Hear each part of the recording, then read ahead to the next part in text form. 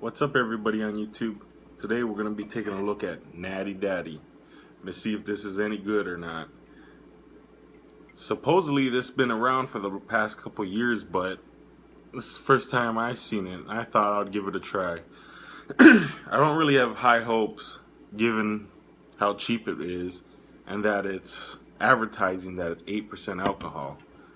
No, that's not really a good sign. Crack that open. Got a nice crack right there. Nice pop. See what we get.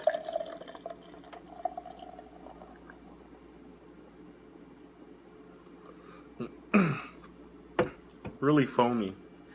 Really foamy head. Kind of like what you would get with the Budweiser.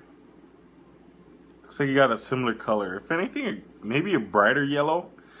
I don't know why. I think the Budweiser is a little bit more of a clear yellow.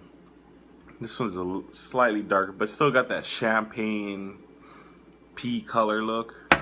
So let's give it a smell. Yet again, just like the Budweiser, get this really grassy, dirty sponge smell. But I gotta say, this does smell stronger than the Budweiser did. But the thing is, how will it taste? With the Budweiser, it was still pretty refreshing, even though the smell wasn't that pleasant. So here we go.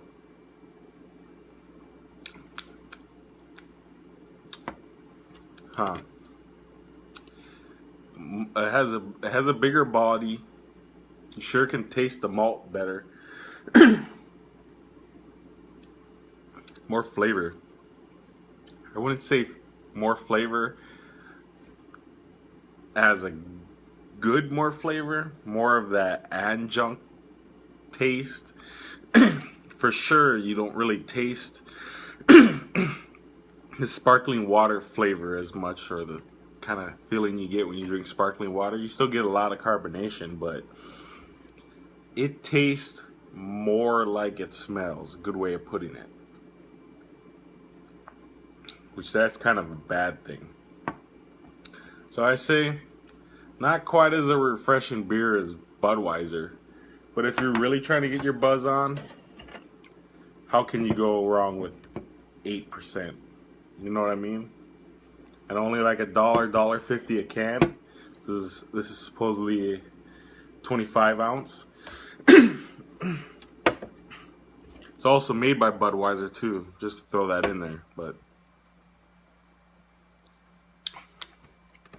yeah, it tastes really grassy, like almost like corny.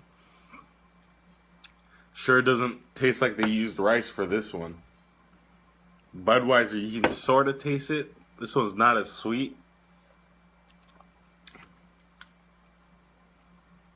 It's really hard to explain the flavor. I don't know. It might be just my own experiences, but it just reminds me of a dirty sponge.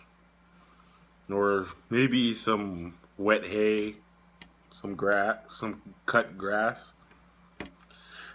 But either way, it's not very awesome. So I'd recommend this beer if you're going down to a party, you just want to get drunk, you want to get wasted, you and your friends are down at the park, have nothing better to do but to drink. I'd say get this. This is not quite as refreshing. In my opinion, I'd rather go with the regular Budweiser or even a Miller High Life. But like I said before, definitely not those light beers and definitely not these cheap beers. But because this beer claims itself to be a malt liquor drink, even says in the ingredients malt barley. This is still better than Steel Reserve or even Mickey's Ice. I had a lot of horrible times years ago drinking those those 40 ounces, especially the high gravities. The Steel Reserve, ooh, major hangovers.